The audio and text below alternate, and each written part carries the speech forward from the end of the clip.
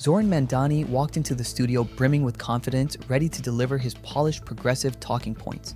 He expected a debate, but what he got was a live dismantling that nobody could have predicted. Two men, Greg Gutfeld and Tyrus, approached the stage like pros in a sport he didn't know he was playing.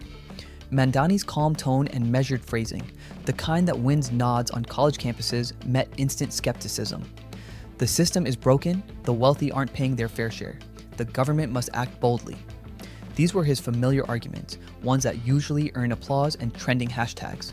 But tonight, those lines became a test, a puzzle to unravel rather than a script to follow. Gutfeld didn't attack line by line, he reframed Mandani's entire vision. Turning sweeping economic proposals into a group project where nobody does the work but everyone expects a perfect grade.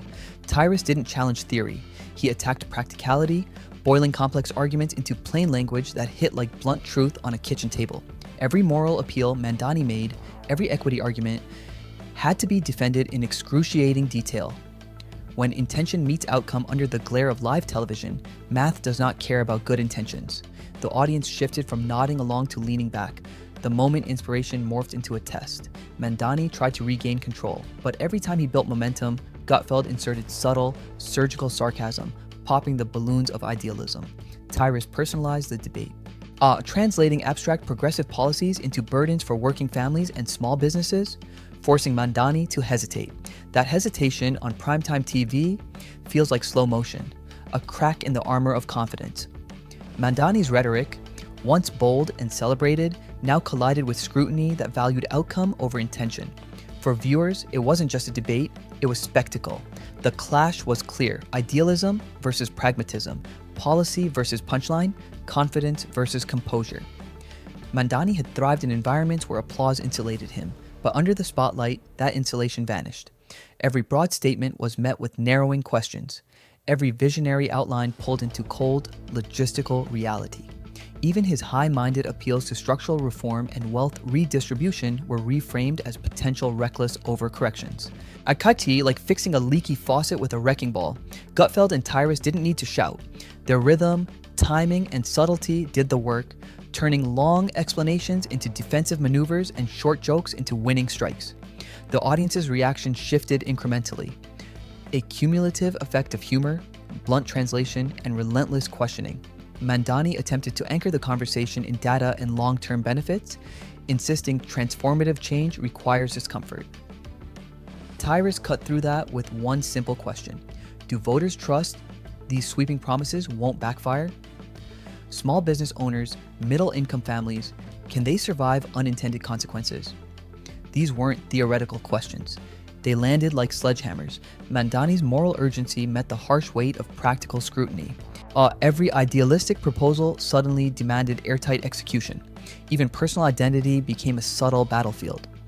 Mandani's background and claimed ethnicity were reframed in a discussion about privilege and the optics of identity politics. It exposed tensions between intention and perception, a reminder that public narratives are never just about ideas.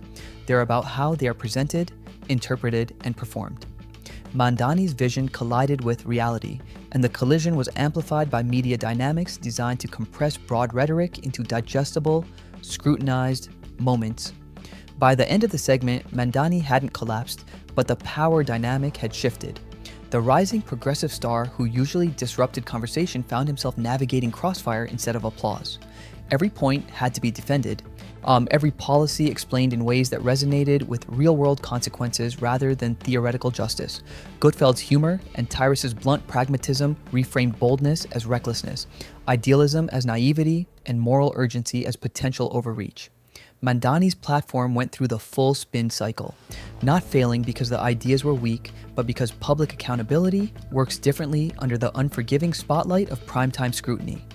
Mandani left the stage slightly outside his comfort zone, not defeated, but tested. This encounter highlighted a crucial lesson in modern politics. Conviction alone is not enough. The ability to adapt, respond to skepticism, and translate moral urgency into practical execution is what separates applause from accountability. Progressive voices are still rising in urban politics. But the myth of effortless dominance took a serious hit. Conviction must coexist with adaptability. and Mandani discovered firsthand that even the most confident narrative can be redirected by composure, humor, and relentless questioning. In the end, this wasn't about winning or losing a debate, it was a masterclass in media, messaging, and perception. Mandani's ideas were challenged, his confidence tested, and his performance reframed. Politics today is a collision of ideology, presentation, and consequence. Bold proposals meet blunt scrutiny, moral urgency meets practical accountability, and television exposes every crack in the armor.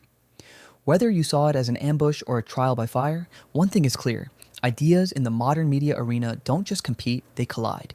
And sometimes, the collision tells a far bigger story than the policies themselves.